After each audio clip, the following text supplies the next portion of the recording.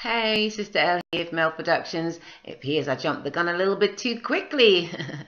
I'm being a little bit disillusioned, and I forgot to use the Doreen Virtue Oracle cards. So I thought I'd just pull one or two and see what the messages are saying with that at this time of the Pisces new moon, where the sun and the moon will be together at 15 degrees. And what I meant to say also is that Mercury is going retrograde on the 5th of March, which is the time of the new moon also. So the new moon in Pisces and Mercury is in Pisces also. It's going to get to the 29th degree of Pisces and nearly jump into the astrological new year, but it appears not quite so. You have to wait a little while until the sun actually jumps into Aries on the 20th of March.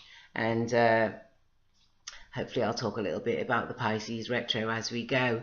So we all know with with retrogrades, we have to go back and rethink and redo, especially with Mercury. Mercury rules our thoughts, our short distance travel, even long distance travel in general. And so we might have to go back and redo and rebook and reschedule such events, maybe meetings or anything that needs some sort of scheduling might be a little bit out of whack. And also computers or any electrical gadgets may go slightly QE, slightly quiffy, should I say.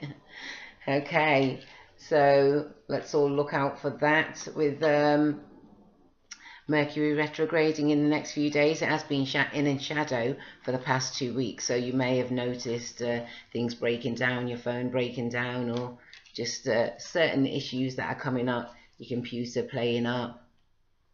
So I thought I'd draw some cards for the Mercury retrograde and for the new moon in Pisces that will be happening on the 5th or the 6th of March, wherever you are on the planet. In the UK, it's the 5th of March and it's at 8:10 a.m. in the morning. Okay, what do we need to know about this new moon? Okay, well, for some of us, it's not the right time to go ahead with large projects. I'd say with Mercury retrograde, if you've got anything too large going on, I wouldn't really expand at this time, because there may be some miscommunications. In fact, there might be a great deal of miscommunications, which is why they say avoid signing contracts, which is not what everyone can do, but usually it causes issues and we have to go and look again. That's why it's gone retrograde in the first place, so we can see how we could restructure our thoughts. Mercury is about our thoughts and our everyday activities. So we have to learn to go with the flow, and we may be getting not the right time kind of feedback. But I'm sure the time will be soon enough. Go back and look again, huh? Okay, what else do we have for Mercury retrograde? Let's see. Okay, here's the card, and it says opportunity. So it appears to be some opportunities in front of us at this precise time. If we can jump into the illusion of Pisces, of what we really want to do with our lives, of what we think that we've been called to do with our lives. Can you see that opportunity? I think this is a great time where opportunities will be opening up. That's right, opening up out of nowhere, like abracadabra. That's right. And the final card for this beautiful time of Pisces, Sun, Moon and Mercury and retrograde, and it's a time for recovery. Indeed it is. Pisces is the sign for recouping and recovery. It's a sign that rules prisons, hospitals, mental institutions, places noted for recovery, also prisons. So if we find ourselves in any of these places, whether physically or mentally, we need to know that we can recover.